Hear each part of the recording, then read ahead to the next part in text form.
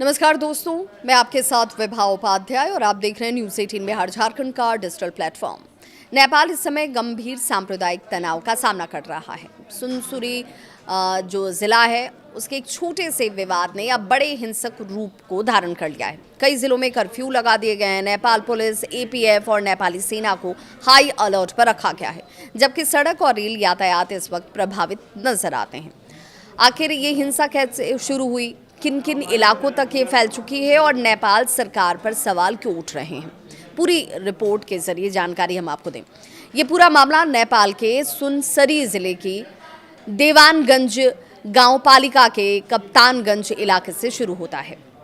Report के मुताबिक दो समुदायों के धार्मिक कार्यक्रमों के दौरान विवाद शुरू हुआ। कुछ मीडिया रिपोर्ट्स भी कहती है कि कांवड़ यात्रा के दौरान लाउडस्पीकर और धार्मिक झंडों को लेकर तनाव बढ़ा और बाद में ये हिंसक रूप में बदल गया। स्थिति बिगड़ने पर पुलिस ने भीड़ को नियंत्रित करने के लिए बल प्रयोग किया और गोलीबारी की घटनाएं भी सामने आई। इसके बाद हिंसा जो है वो सुनसरी से निकलकर मध्य प्रदेश के सिरहा, धनुषा, परसा और सप्तरी सहित कई जिलों तक फैल गई। कई स्थानों पर आगजनी होती है, तोड़फोड़ होती है, पथराव और लूटपाट की घटनाओं की भी खबरें सामने आ गई। हालात को देखते हुए नेपाल पुलिस, सशस्त्र पुलिस बल जिसे एपीएफ के नाम से आप जानते हैं, और नेपाली सेना को हाई अलर्ट पर रख दिया गया। संवेदनशील इलाकों में लगातार फ्लैग मार्च और गश्त की जा रही है। अभी ये स्थिति बनी हुई है।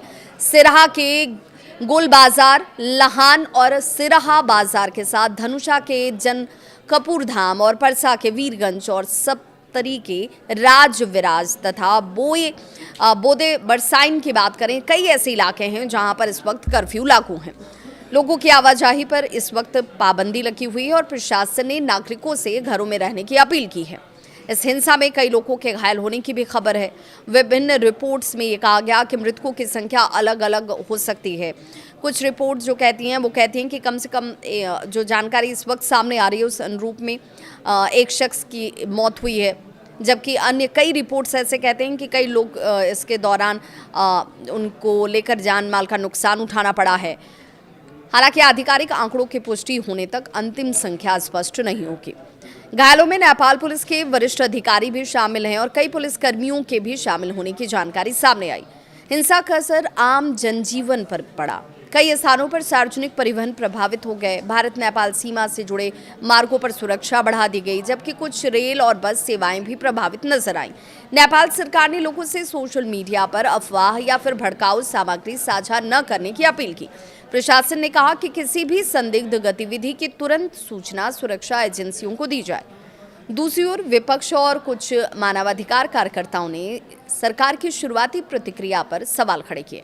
उनका आरोप है कि समय रहते राजनीतिक और प्रशासनिक हस्तक्षेप नहीं होने की वजह से हालात बिगड़े। सरकार का ये कहना कि स्थिति पर लगातार नजर रखी जा रही है और कानून व्यवस्था पूरी तरह सामान्य होने तक अतिरिक्त सुरक्षा व्यवस्था जारी रहेगी।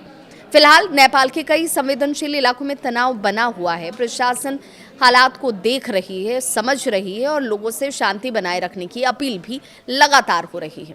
इस पूरे मामले में आधिकारिक आंकड़े और जानकारी समय के साथ साथ बदल सकते हैं, इसीलिए विश्वसनीय सरकारी स्रोतों और स्थापित समाचार को लेकर ही आप इससे कोई जुड़ी हुई अपडेट रखें अपने पास। अगर आपको ये वीडियो जानकारीपूर्ण लगती है तो वीडियो को ज़रूर लाइक करें।